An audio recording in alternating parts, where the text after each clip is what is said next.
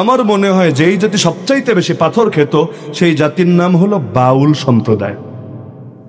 এই বাউল মতবাদটাই আমি যদি এক বাক্যে বলি, লিভ টুগেদার কালচার, কোনো ভুল হবে না। এগুলো এই নারীদের সাথে মেলামেশার ক্ষেত্রে কোনো ধর্মেরও ধার ধারে না, কারণ এগুলো বাউল মতবাদটাই এমন জগা খিচুড়ি মতবাদ। 1 চামচ ইসলাম, 2 চামচ ব্রাহ্মণ ধর্ম, 3 চামচ হলো আবার বৌদ্ধদের সহজিয়া ধারা, 4 চামচ হলো যোগ সাধনা, আর 5 চামচ হলো ওদের নফস আর ওদের খাহেসাতের চিন্তা ভাবনা। এমনকি এটার জন্য যা যা যেভাবে করা দরকার সব ওরা করতে রাজি। যেমন ওদের চোখে মসজিদে গিয়ে কি হবে, আল্লাহরে খুঁজতে মসজিদে কেন যাবা, মন্দিরে গিয়ে কি হবে, ভগবানরে খুঁজতে মন্দিরে কেন যাবা। ঈশ্বর, ভগবান, রব, খোদা সব আছে নিজের ভেতরে, শুধু এটাকে ফাইন্ড আউট করে বের করলেই হবে। ওদের ধারণা সর্বেশ্বরবাদ, ওদের ধারণা পরম সত্তা প্রত্যেকের নিজের ভেতরে বাস করে। ওই খোদা আবার ওই মাখলুক। ধ্যান করতে করতে সে যদি তার কলব জারি করে ফেলতে পারে, ধ্যান করতে করতে সে যদি ওই পর্যায়ে যেতে পারে, তার ভেতরেই খোদা চলে আসবে। নাউযুবিল্লাহি মিন যালিক। এখন খোদারে পাবে কিভাবে? ধ্যান তো ওই পর্যায়ে করতে হবে। এজন্য 2টা জিনিস মাস্ট তাদের জন্য। 1 নম্বর হলো গুরু ধরা লাগবে। গুরু, ওই গুরুর মাধ্যম হয়েই সে ভগবানকে নিজের ভেতর, ঈশ্বরকে নিজের ভেতরে ধারণ করবে। এজন্য গুরুরে উঠাতে উঠাতে কেউ কেউ নবী বা আল্লাহ সমান বানিয়ে ফেলে। ওদেরই এক বইয়ের মধ্যে আছে লা ইলাহা ইল্লাল্লাহ লালন রাসূলুল্লাহ। কমই বলেছে, কারণ কখনো রাসূল না, আল্লাহর চাইতে বেশি বড় বানিয়ে ফেলে। এখানেই শেষ না, এরপর ধ্যানটা করবে কিভাবে? এজন্যই গাজার এত কদর বাউলদের কাছে। ধ্যানটা করবে কিভাবে? ধ্যান তো করা লাগবে তাদের মতে। গাজা এটা কোনো নেশা না। হ্যাঁ, মদ নেশা, এটা মানুষকে উশৃঙ্খল করে তোলে। গাজা নেশা না, বরঞ্চ এটার আসল নাম সিদ্ধি পাতা। মোল্লা মুন্সিরা পচানোর জন্য গাজা নাম দিয়েছে, ওদের বক্তব্য। এর বৈশিষ্ট্য কি? এর বৈশিষ্ট্য হলো আত্মমগ্নতা আসবে, একাগ্রতা আসবে, ধ্যান করা সহজ হবে, এবং ধ্যান করে তার রূহকে ঊর্ধ্বমুখী করে ভগবানকে নিজের ভেতরে ডাউনলোড করে নামায় নিয়ে আসতে পারবে। এজন্য আপনারা দেখার কথা, এবছরও তারা ডিসি অফিসে বসে পুলিশ, আর্মি অফিসার, প্রশাসনিক কর্মকর্তা সবার সামনে বলেছে লালনের ওরসে গাজা যে বন্ধ করতে চাচ্ছেন, স্পষ্ট বলে দিচ্ছি, গাজা বন্ধ করলে 30 জন লোকও আসবে না। বলে নাই? যারা দেখেছেন আশা করে জানেন। বলে নাই? বলেছে, দিলের কথাই বলেছে, বাস্তবতাই বলেছে। কারণ যা কিছু হয় ওইটার টানেই হয়ে থাকে।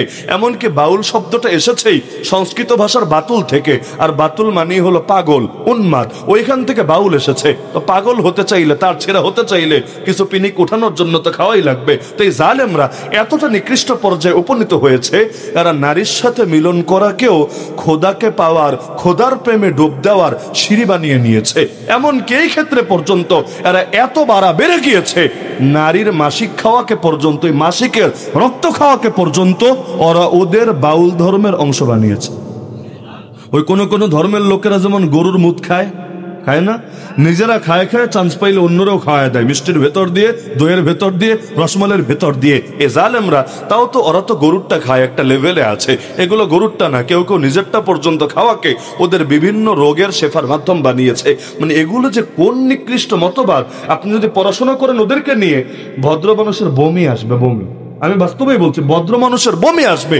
এমনি আল্লাহরে নিয়ে এই কথা বলে না, এমনি নবীরে নিয়ে এই কথা বলে না, এমনি সুরায় সুরায় নাচ দিয়ে নাচানাচির পক্ষে দলিল দেয় না যে আল্লাহই নাকি নাচতে বলেছে, ও নাচবে না কেন? দেখেন নাই, এই আবুল সরকারি তো দলিল দিয়েছে, কুল আউযু বিরাব্বিন নাস, মালিকিন নাস, ইলাহিন নাস। আল্লাহ নাকি ওরে নাচতে বলেছে। নাউযুবিল্লাহ। এই মূর্খরে কে বুঝাবে? আরে বেটা, বাংলা নাচ আলাদা আর আরবি নাচ শব্দটা আলাদা। আরবিতে নাচ শব্দের অর্থ হলো মানুষ, আর বাংলায় নাচ মানে হলো নৃত্য।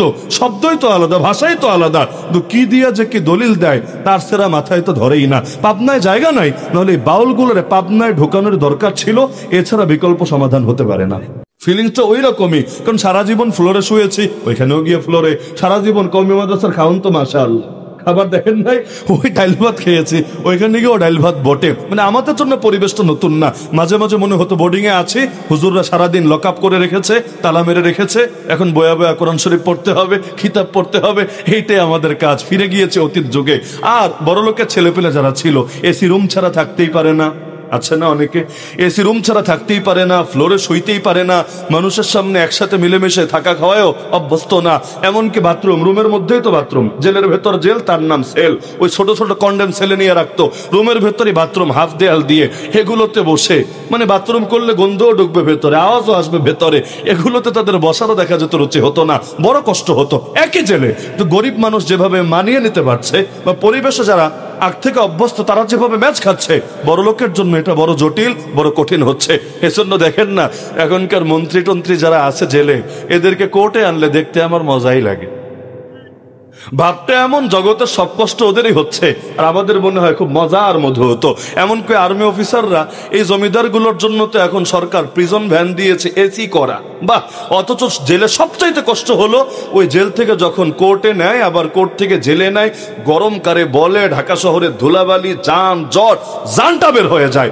এই জমিদারগুলোর জন্য এসি গাড়ি, আবার সোফা ভেতরে, মাশাআল্লাহ। তার মধ্যে আবার থাকবে কাশিমপুরেও না, কেরানীগঞ্জে না, সেখানে তাদের শান রক্ষা হবে না, থাকবে ক্যান্টনমেন্টে। আচ্ছা, তাও মাশাআল্লাহ, হাতে হাত করাও পরায় না, পুলিশ হাতে হাত করাও পরায় না, হাতটা ধরেও রাখে না।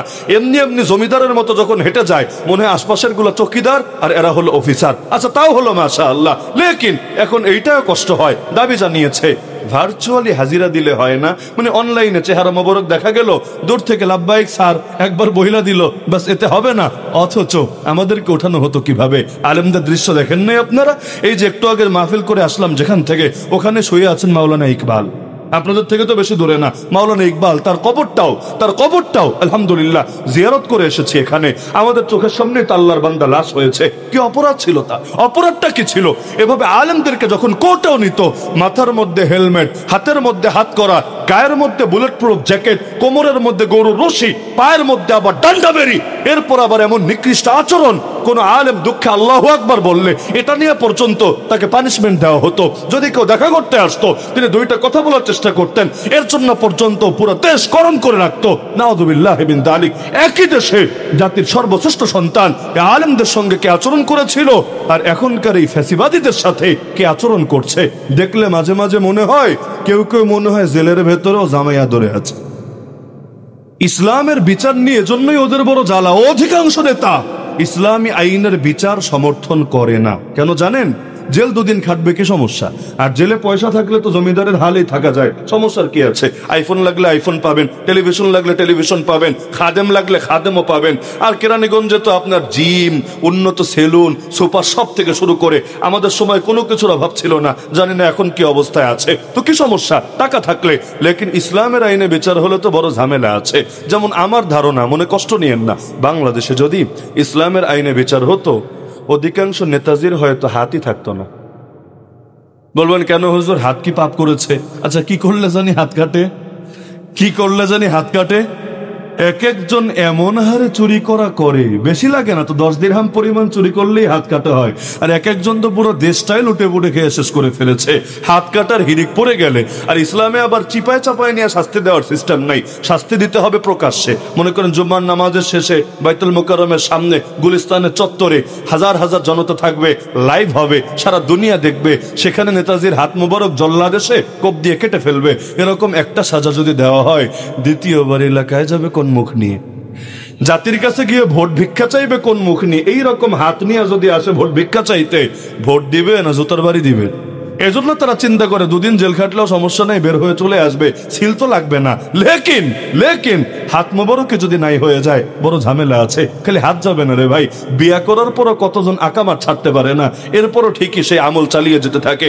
ইসলামী রাষ্ট্র ব্যবস্থা, শাসন ব্যবস্থা, বিচার ব্যবস্থা থাকলে এদের শাস্তি কি ছিল আপনাদের আশা করে জানা আছে। কি শাস্তি? পাথর মারতে মারতে মারতে, এমনকি পাথর মারার সেই সিলসিলা যদি থাকতো,